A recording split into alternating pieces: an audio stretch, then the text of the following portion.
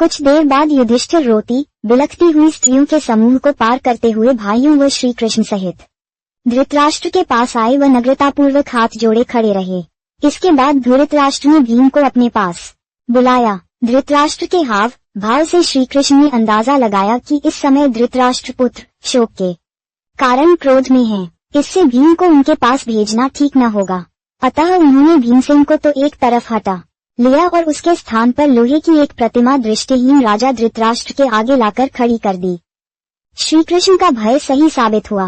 वृद्ध राजा ने प्रतिमा को भीम समझकर ज्यों ही छाती से लगाया त्यों ही उन्हें याद हो आया कि मेरे कितने ही प्यारे बेटों को इस भीम ने मार डाला है। इस विचार के मन में आते ही धृतराष्ट्र शुभत हो उठे और उसे जोरों से छाती से लगाकर कस लिया। प्रतिमा चूर चूर हो गई। पर प्रतिमा के चूर हो जाने के बाद धृतराष्ट्र को ख्याल आया कि मैंने यह क्या कर डाला।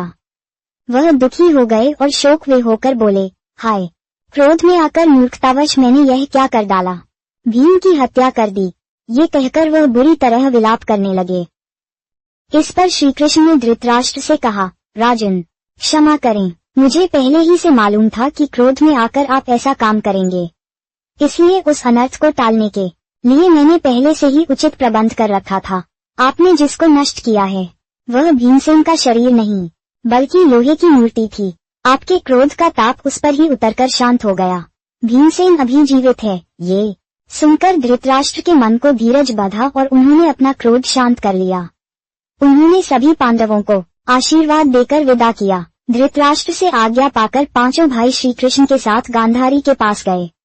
गांधारी का शोकोद्वेग देखकर अर्जुन भी डर गया और श्री कृष्ण के पीछे ही खड़ा रहा, कुछ बोला नहीं। गांधारी ने अपने दग्ध हृदय को धीरे धीरे शांत कर लिया और पांडवों को आशीर्वाद देकर विदा किया। युधिष्ठिर आदि सब वहां से चले गए, परंतु द्रौपदी वहीं गांधारी के पास ही रही। अपने पांचों सुकुमार बालकों के मारे जाने के कारण द्रौपदी शोकविह्वल होकर रो रही थी। उसकी अवस्था पर गांधारी को बड़ी दया आई।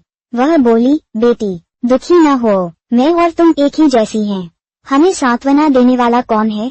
इस सब की दोषी तो मैं ही हूँ। मेरे ही दोष के कारण आज इस कुल का सर्वनाश हुआ है। पर अब अपने को भी दोष देने से क्या लाभ? युधिष्ठिर के मन में ये बात समा गई थी कि हमने अपने बंधु बांधवों को मारकर राज्य पाया है। इससे उनको भारी व्यथा रहने लगी। अंत में उन्होंने वन में जाने का निश्चय किया ताकि इस पाप का प्रायश्चित हो सके। ये सुनकर सब भाइयों पर मानो वज्र गिर गया। वे बहुत चिंतित हो उठे और बारी बारी से सब युधिष्ठिर को समझाने लगे। अर्जुन ने गृहस्थ धर्म की श्रेष्ठता पर प्रकाश डाला। भीमसेन ने कटु वचनों से काम लिया। नकुल ने प्रमाण पूर्वक ये सिद्ध करने का प्रयत्न किया कि कर्म मार्ग न केवल सुगम है बल्कि उचित भी है, जबकि संन्यास मार्ग कैहटीला और दुष्कर है। इस तरह देर तक युधिष्ठिर से वाद विवाद होता रहा। सहदेव ने नकुल के पक्ष का समर्थन किया और अंत में अनुरोध किया कि हमारे पिता माता आचार्य बंधु सब कुछ आप ही हैं, हमारी ढिठाई को क्षमा करें। द्रौपदी भी इस वाद विवाद में पीछे न रही।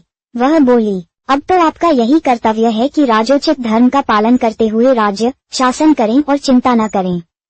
तब शासन सूत्र ग्रहण करने से पहले युधिष्ठिर भीष्म के पास गए, जो कुरुक्षेत्र में शैया पर पड़े हुए मृत्यु की प्रतीक्षा कर रहे थे।